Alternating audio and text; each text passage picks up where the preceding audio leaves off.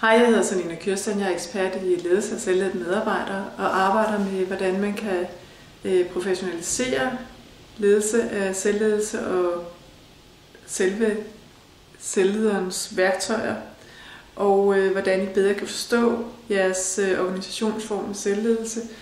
Og noget af det, jeg har tænkt mig at tale om i denne her video, det er faktisk det at være professionel kollega, som jeg er sikker på kommer til at udvikle sig over de næste år. Det er nemlig nødvendigt, når virkeligheden forandrer sig så hurtigt, som den gør, at vi bliver endnu dygtigere til at kunne samarbejde i øjeblikket og kunne afmontere uenigheder og frustrationer, sådan at vi kan nå derhen, hvor vi gerne vil. Det kræver simpelthen af os, at vi bliver hurtigere og hurtigere til at træde ind i et konstruktivt samarbejde og til at overstå uenighed og fokusere på det, hvor vi gerne vil hen, hvis vi ikke skal spilde vores tid og vores ressourcer. Jeg kan fortælle dig, at det er forfærdeligt almindeligt at samarbejde og tone, altså måden vi taler om og til hinanden på, er ikke specielt god på mange vidensarbejdspladser, eller på mange arbejdspladser med selvledelse. Nogle ledere tror fejlagtigt, at det ikke er noget problem, fordi at deres medarbejdere alligevel arbejder så selvstændigt ved siden af hinanden, så man ikke behøver at have det store fællesskab. Men jeg kan fortælle dig, at man går glip af en utrolig masse forretningsudvikling. Man spilder rigtig mange tidsressourcer ved, at man ikke arbejder med at give medarbejdere værktøjer til at kunne møde hinanden på en konstruktiv måde og arbejde med, hvordan den konstruktive dialog skal foregå, eller hvordan man skal gøre, hvis der er sladder og dårlig tone blandt nogle kollegaer.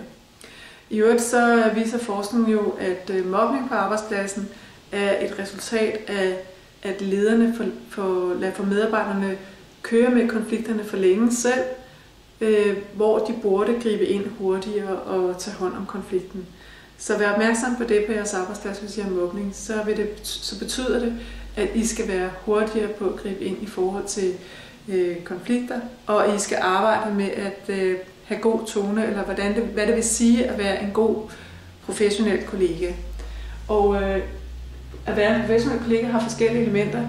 Man har ikke valgt sine kollegaer, men det er vigtigt at acceptere, at nu er der ansat de her mennesker her, og ligegyldigt hvad jeg synes om dem, så kan jeg faktisk få en super god faglig relation til dem. Du kan sagtens lave super godt samarbejde med en, som du ikke nødvendigvis kan lide, eller hvor du kan se, at de er meget forskellige, hvis du er opmærksom på, hvad det vil sige at være en konstruktiv god kollega.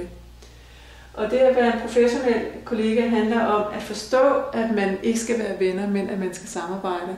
At forstå, at man har et fælles ansvar for hinandens trivsel, og det er vigtigt.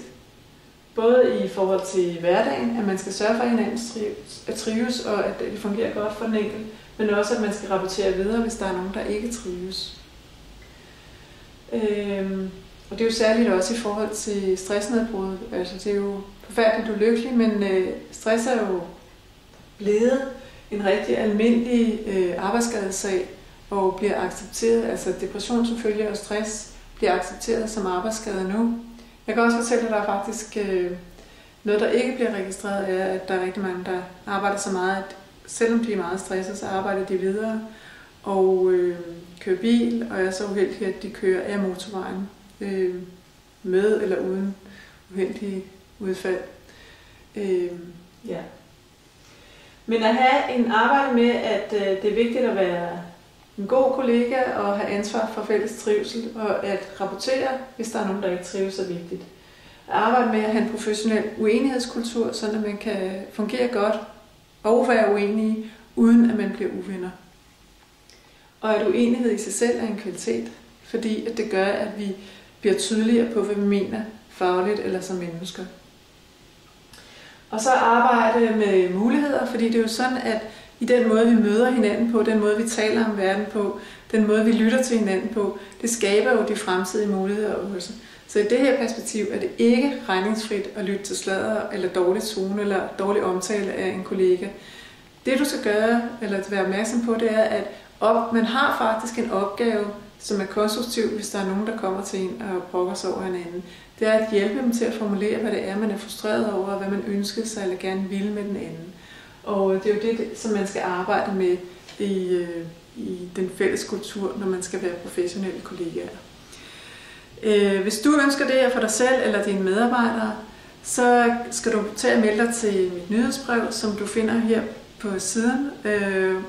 Og der kommer tips og tricks til noget omkring det her med at fungere bedre på arbejdspladsen og være opmærksom på det at have professionelt kollegaskab i det hele taget på arbejdspladser med selvledelse. Du er selvfølgelig også velkommen til at få plakaterne, som handler om godt samarbejde, som du kan finde her på siden. Og jeg vil også meget gerne hjælpe dig med at arbejde med det her tema på din arbejdsplads, hvis du ønsker at holde en workshop, en halv- eller en heldagsworkshop eller en gå hjem med omkring det at være professionel kollega på arbejdspladser med selvledelse. For fællesskabet er ikke ligegyldigt, det er rigtig vigtigt. Jeg kan fortælle dig, at hvis du har medarbejdere, der trives dårligt i fællesskabet, så er det faktisk der, hvor de på et tidspunkt skifter, fordi deres oplevelse bliver, at vi er alligevel enkeltmandsvirksomheder ved siden af hinanden. Så hvorfor skal jeg blive ved med at være ansat her? Jeg kan jo lige så godt være ansat hos konkurrenten eller gå solo. Så det er faktisk en af hovedårsagerne til, at selvledende medarbejdere skifter arbejde eller selv siger op. Hvis du gerne vil gå i gang med det her tema, så overvej, hvornår I kan sætte det at være professionel kollega på dagsordenen. Og på instruktionen til plakaten, som ligger her på shoppen, hvor du kan se plakaterne, der er faktisk en instruktion til, hvordan du kan tage fat på det med at være professionel kollega og understøtte fællesskabet på din arbejdsplads.